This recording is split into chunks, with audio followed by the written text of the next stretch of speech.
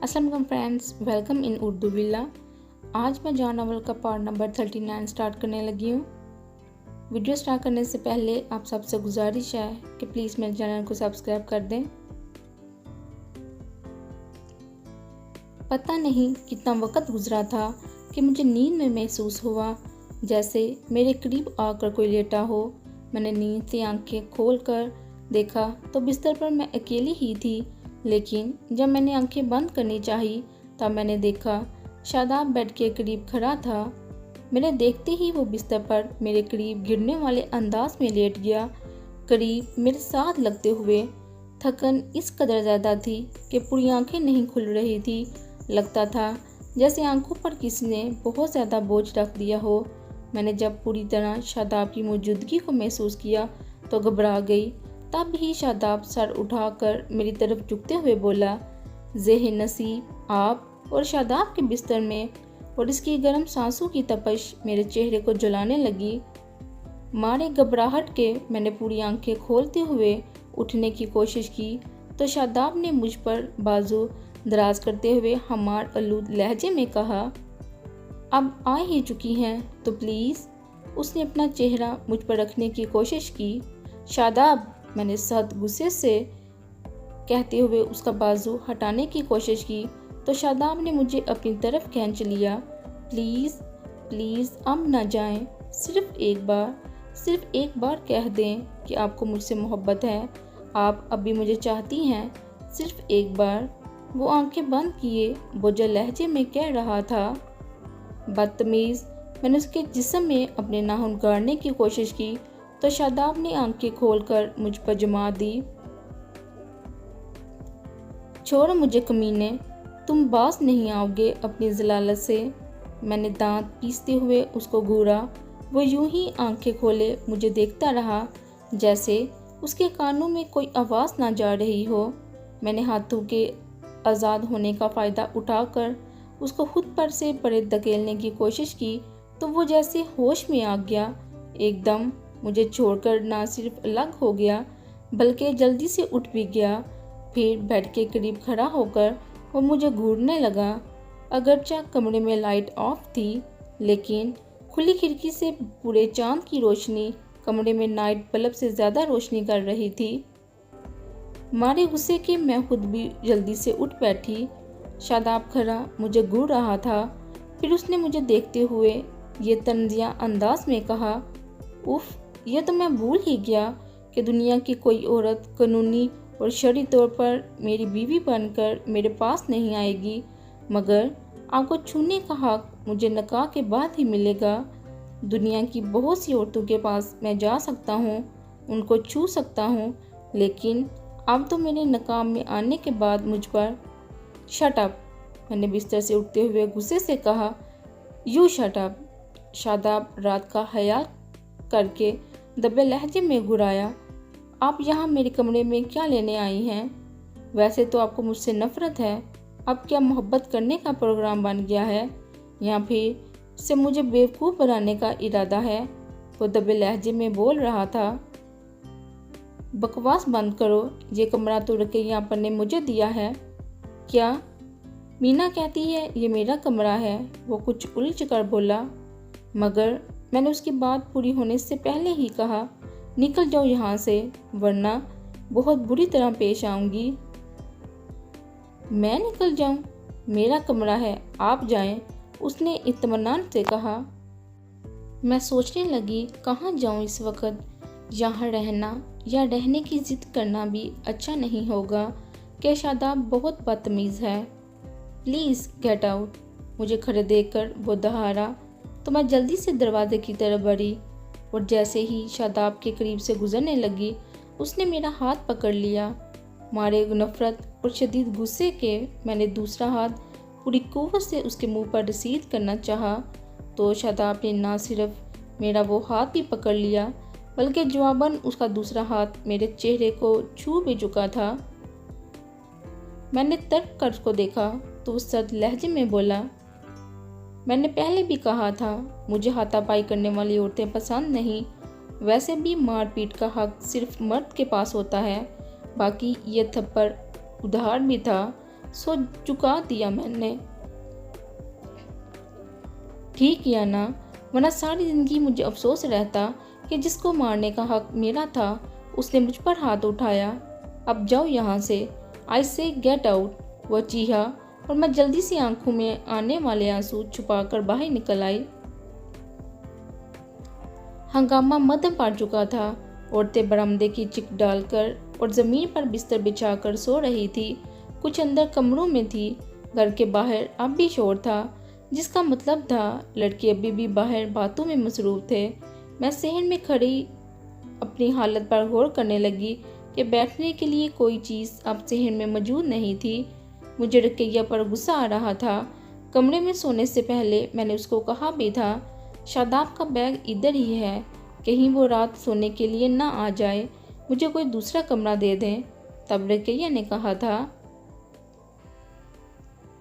बाजी वो सारी रात बाहर लड़कों के साथ बैठेगा, आप आराम से सो जाएं। और चूंकि कल वो पेशावर से भी वापस ना आया था, इसलिए मैं इत्मीनान से सो गई थी और शायद थकन ने मुझे सोने पर मजबूर कर दिया था। कल रात भी जागी थी, लेकिन अब अपनी बेइज्जती पर मेरी आंखों में आंसू आ रहे थे। लेकिन मैं कोशिश कर रही थी कि ऐसा ना हो। लोग रोने का सबब पूछेंगे तो फिर मैं क्या करूँगी। जनवरी का महीना था। दुपट्टे में बाहर निकल आई थी, हालांकि शाल सरहाने पर पड़ी हुई थी और मुझे अब सहज सर्दी लग रही थी। कुछ देर मैं ये सर्दी बर्दाश्त करती रही। फिर जब नाकाबिले बर्दाश्त हुई तो मैं मजबूरन कमरे में आई और दरवाजे पर ही रुक गई। मेरी शाल शादाब के बाजू में थी। वो उसको सीने से लपेटे आंखें बंद किए न जाने क्या बुड़बड़ा रहा था। मैं जल्दी से बाहर आ गई और शाल मांगने का प्रोग्राम मोहर कर दिया। मैं बेचैनी से सहन में टहल रही थी कि अचानक सजाद बाहर से अंदर आया। मुझे टहलते देखकर हैरत से पूछने लगा, क्या बात है आंटी, इतनी सख्त सर्दी में अब यहाँ खड़ी हैं, हैरियत? तबीयत ठीक नहीं सजाद, मैंने अपनी बेबसी पर बड़ाई हुई आवाज़ में कहा। मेरी शाल मिल नहीं रही, मैंने आहिस्ता से कहा, और कहती भी तो क्या, ये ले लीजिए। सजाद ने अपने ऊपर से गर्म चादर उतारकर मुझे देते हुए कहा और मैंने रस्मी सा भी इनकार ना किया। अब मज़ीद सर्दी बर्दाश्त करने की मुझ में सकत नहीं थी। सजाद की बड़ी सी मर्दाना चादर मुझे पाँव तक आई थी और मेरे जिस्म को थोड़ी राहत मिली थी। सजाद फिर बाहर निकल गया, लेकिन फ़ौरन ही लड़कों के साथ अंदर आया। उसने खुद जलते कोयलों की अंगीठी उठा रखी थी, जबकि लड़कों ने 2 कुर्सियाँ। लड़के कुर्सियाँ रख कर चले गए तो सजाद ने मुझे बैठने का कहते हुए पूछा, आंटी अगर तबीयत ज़्यादा ख़राब हो तो डॉक्टर को बुलाऊं? वो मेरे लिए परेशान था। नहीं बेटा, ठीक हूँ, मैंने पाँव आग के करीब करते हुए कहा। इतने में एक लड़का फिर अंदर आया। अब उसके हाथ में चाय का मग था। सजाद ने चाय मुझे देते हुए कहा, लीजिए आंटी, पी लें, हो सकता है तबीयत बेहतर हो जाए। सजाद, तुम मेरी वजह से क्यों परेशान हो रहे हो? मैंने मग पकड़ते हुए कहा। अरे आंटी, बाहर रात से मुसलसल चाय बन रही है, अब अगर आपके लिए बन गई तो क्या हुआ? मैं चाय पीने लगी और वो इधर उधर की बातें करके मेरा दिल बहलाने लगा। अभी मैंने चाय ख़त्म की ही थी कि मौज़न अजाने देने लगे, लेकिन हम फिर भी वहीं बैठे बातें करते रहे। हम लोग अभी शायद और बैठते कि अचानक अंदर से सजाद का एक दोस्त बाहर आया और बोला, यार कमरा सजा दिया है, अब औरतों के उठने से पहले ताला याद से लगा देना। अच्छा ठीक है, सजाद ने कहा और वो लड़का चला गया। तो मैंने उठते हुए कहा, मुझे नमाज पढ़नी है, इधर तो कोई जगह खाली नहीं नज़र आ रही, मैं राबिया की अम्मी के घर चली जाती हूँ। आंटी मेरा कमरा खाली है, वहाँ पढ़ लीजिए, सजाद ने कहा। तुमने सुना नहीं तुम्हारा दोस्त क्या कह रहा था, औरतों के उठने से पहले ताला लगा देना? अरे, सजाद हंसने लगा, फिर कहा, उसने औरतों का कहा, आपका नहीं। असल में उसकी शादी पर हम सब दोस्तों ने बड़ी मेहनत से मिलकर कमरा सजाया था, लेकिन जब औरतों ने बारी बारी देखना शुरू किया तो उसका हुलिया ही खराब कर दिया, चीज़ों को छू छू कर। इसलिए वो मुझे कमरा बंद करने का कह रहा था। बस तो फिर तुम कमरा बंद ही कर दो, मैंने कहा और सजाद चला गया। जबकि मैं खुद राबिया के घर चली आई और नमाज पढ़कर वहीं उनके यहाँ लेट गई कि तबीयत कुछ बेहतर नहीं लग रही थी। सुबह उस जालिम ने मेरा हाथ जलाया था और फिर आधी रात को कमरे से निकाल दिया था, और वो भी कितना बेइज्जत करके। वो तो सजाद की बातों ने मेरा दिल बहला दिया और ध्यान भी हटा दिया, वरना शादाब ने जो किया था वो कोई अच्छी बात नहीं थी। सुबह जब उन लोगों ने मुझे नाश्ते का कहा तो मैंने इनकार कर दिया। सिर्फ एक प्याली चाय पीकर मैं फिर लेट गई और उनसे कह दिया कि रात शोर की वजह से मैं सो ना सकी, इसलिए अब सोऊंगी। अगर उधर से मुझे कोई बुलाने आए तो जगाइएगा मत। और उस कमरे में जाकर लेट गई जहां पहली बार आने पर मैं लेटी थी। कहा तो मैंने उन सब से सोने का था, लेकिन नींद आंखों से बहुत दूर थी। वैसे भी मुझे हल्की हल्की हरारत महसूस हो रही थी, लेकिन मेरी कोशिश थी तबीयत हराम ना होने पाए। हवा सब परेशान होंगे। मैं यूं ही लेटी सोचती रही और वक़्त गुजरता रहा। फिर मेरी आंख लगी ही थी कि रकैया उन सब के रोकने के बावजूद अंदर चली आई। साथ राबिया की बड़ी भाभी माजबीन भी थी, जो उसे रोकते हुए कह रही थी, अगर वो सो रही हैं तो जगाना मत। लेकिन मैंने आंखें खोल दी तो रकैया मुझ पर झुकते हुए बोली, बाजी आप उठ जाओ, बारात जाने वाली है, सब लोग तैयार हो चुके हैं।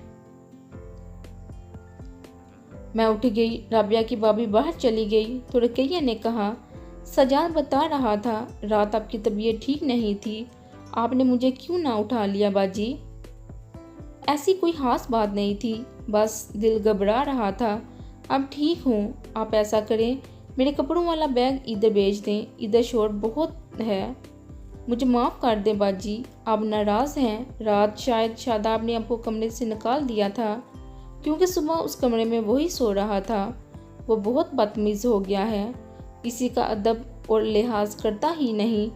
मैंने आपको बताया तो था कि वो बहुत बदल गया है। नहीं आपा, उसने मुझे नहीं निकाला था, मैं तो उसके आने से पहले ही आ चुकी थी, अपनी खराब तबीयत की वजह से।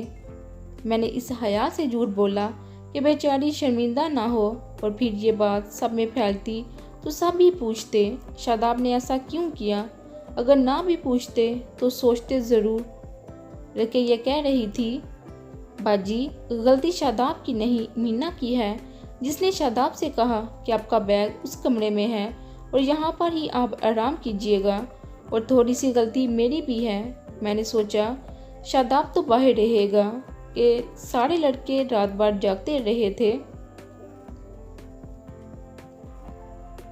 मैं जानती थी गलती रकैया आपा की नहीं, शादाब की है।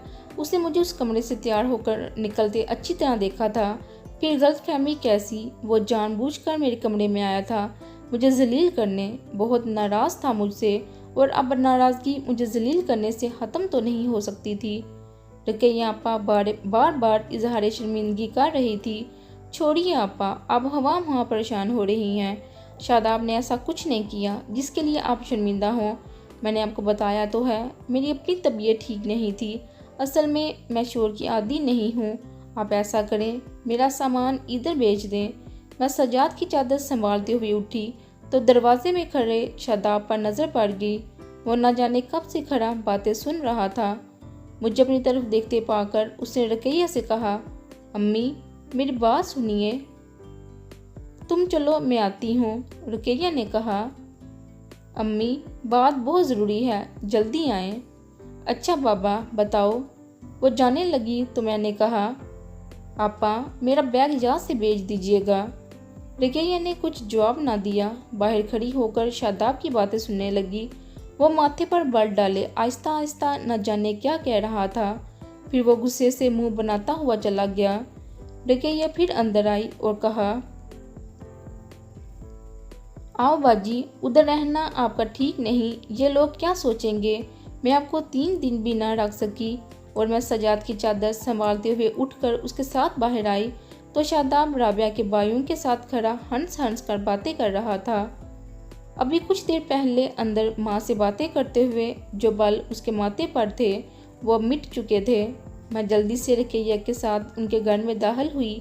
रुकैया मुझे उसी कमरे में लाई और कहा, बाजी, शादाब का बैग मैंने इधर से उठाकर दूसरे कमरे में रख दिया है और उसको बता दिया है कि इधर बाजी रहेंगी। अब वो रात तो क्या दिन को भी इधर नहीं आएगा।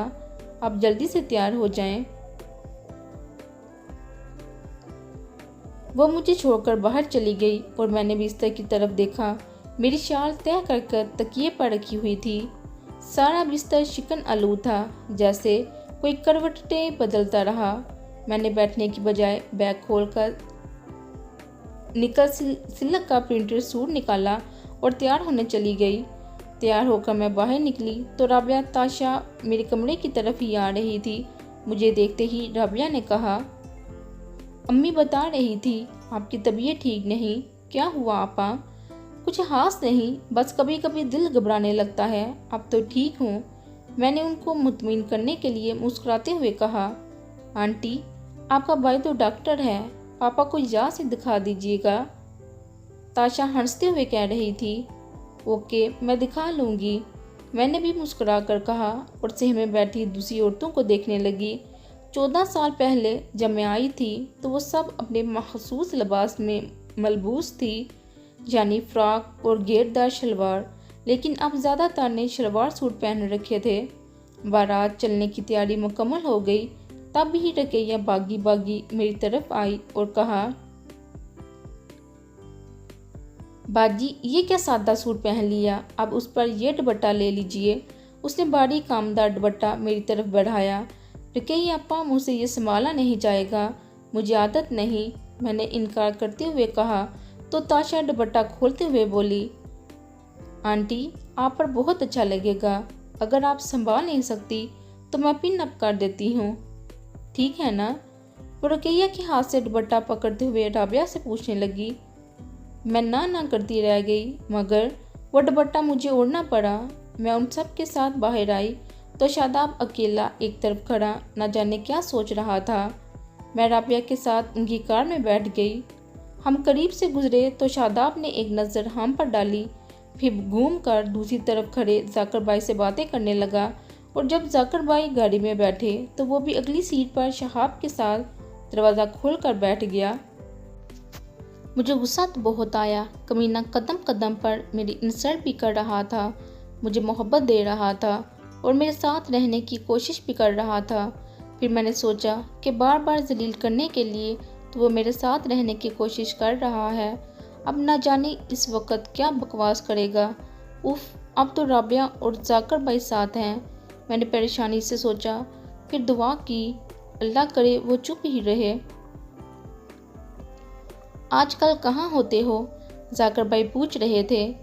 1 माह पहले ही कोयटा ट्रांसफ़र हुआ है, वो बता रहा था। फिर तो तुम आयशा से मिले होगे, ये भी उधर ही होती है ना? जाकर भाई ने कहा। इनके एड्रेस का मुझे पता नहीं, वैसे भी हमारी मसरूफ़ ज़िंदगी में गुंजाइश कहाँ होती है इधर उधर वक्त ज़ाया करने की। शादाब ने कुछ नागवारी से कहा, तुम्हारा मतलब है लोगों से मिलना वक्त ज़ाया करना है? जाकर भाई कुछ खफा होकर बोले, मेरा मतलब ये नहीं, मैं तो अपनी मसरूफियात के हवाले से बात कर रहा हूँ। वो चालाकी से बात बदलते हुए बोला, और फिर सारी रहाइश छावनी में होती है जो सिविल एरिया से बहुत दूर है। उसने मज़ीद वजाहत की। अच्छा यार, कभी घर आना, गपशप रहेगी। जाकर भाई ने दावत दी। जी ज़रूर, शादी से फ़ारुग हो जाऊं, रोज़ हाज़िर हो जाया करूँगा, वो कह रहा था और मुझे गुस्सा आ रहा था। वो अच्छी तरह जानता था शादी के बाद मुझे इधर रहना है, इसलिए उसने अब्बी से ये बात जाकर भाई से कह दी थी कि वो ज़रूर आया करेगा। हम लोग बारात से पहले लड़की वालों के घर पहुंच गए थे। बारात हमारे पीछे थी और खूब फायरिंग हो रही थी।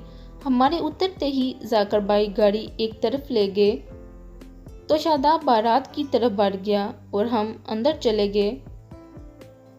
शाम को हमारी वापसी हुई तो राबिया ने कहा, वो यहाँ से सीधे अपने घर जाएंगे और अब कल वलीमे पर ही आएंगे। ये बात सुनकर मैं परेशान हो गई। राबिया मेरी परेशानी नहीं जानती थी, इसलिए गाड़ी में बैठकर चली गई। मैं वहीं खड़ी थी कि रुकैया न जाने किस तरफ से निकलकर मेरी तरफ आई और बोली, बाजी आप लोग किसी दूसरी गाड़ी में बैठ जाएं, इस गाड़ी में कुछ खास लोग बैठेंगे। कौन खास लोग? मैंने पूछा और शादाब का जवाब सुनने के बजाय पीछे आकर रुकने वाली मुराद खान की गाड़ी में बैठ गई। वो बार बार मुझे जलील कर रहा था और अपनी मनमानी भी। जब मैं उसकी गाड़ी में बैठना नहीं चाहती थी तो ज़बरदस्ती बैठाता था या खुद वहाँ आ बैठता था, और आप खुद ही रुकैया के साथ उसकी तरफ बढ़ी थी तो उसने इनकार कर दिया था। मतलब मेरी तौहीन करना ही तो था।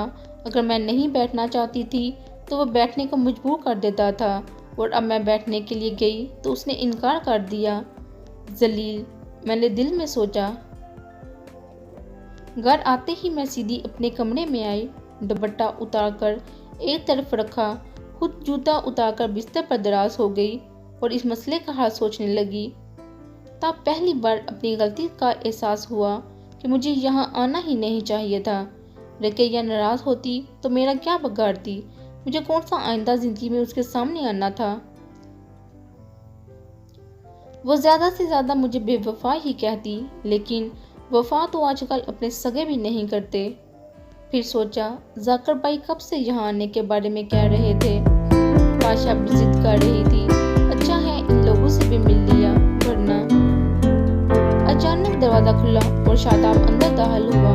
एक गहरी नजर मुझ पर डाली और एक तरफ बढ़ा तो मैं हमारे गुस्से की उठ बैठी और सोच लिया, अगर इस वक्त इसने कुछ कहा तो बुरी तरह पेश आऊंगी। मगर वो मेरी तरफ आने के बजाय बिस्तर के पास पड़ी मेज से सजाद की चादर उठाकर संजीदगी से मुड़ा और उसके जाने से रुकैया अंदर दाखिल हुई। फिर पूछा, मिल गई तुम्हारी चादर? जी मिल गई। मैंने दी तो रात सजाद को थी, मगर मिली यहाँ से है। वो मुझ पर नजर डालते हुए बाहर निकल गया तो रुकैया ने कहा, ये शादाब की चादर थी।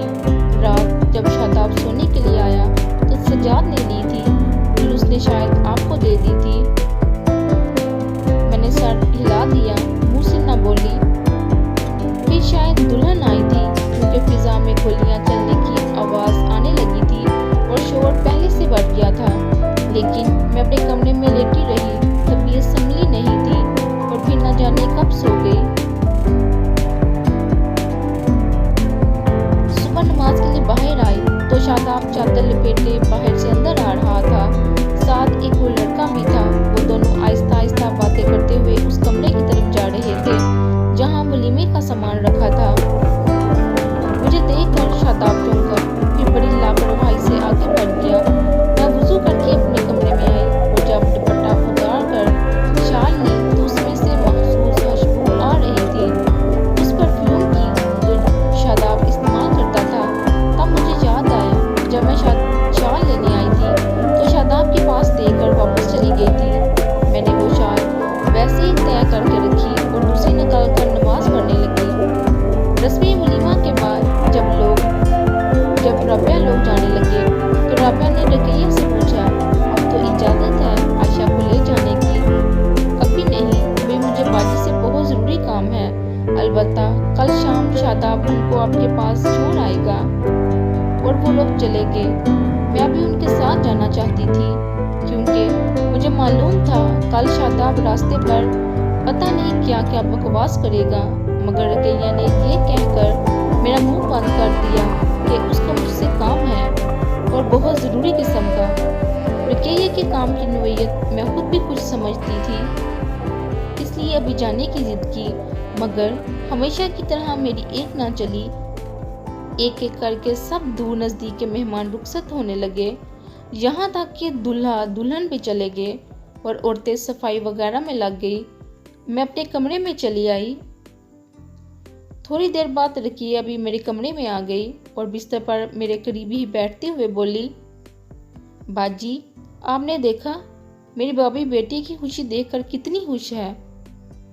बात ही खुशी की है तो होना उसका हक है।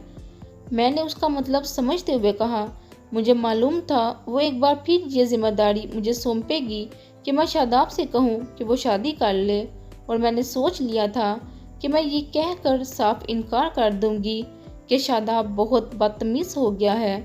मेरी बात के जवाब में वो मेरी बेइज्जती ना कर दे, इसलिए मुझे माफ़ ही रखो। बाजी, रुकैया राहदारी से आहिस्ता आहिस्ता कहने लगी, मेरा भाई चाहता है मीना की शादी शादाब से कर दी जाए।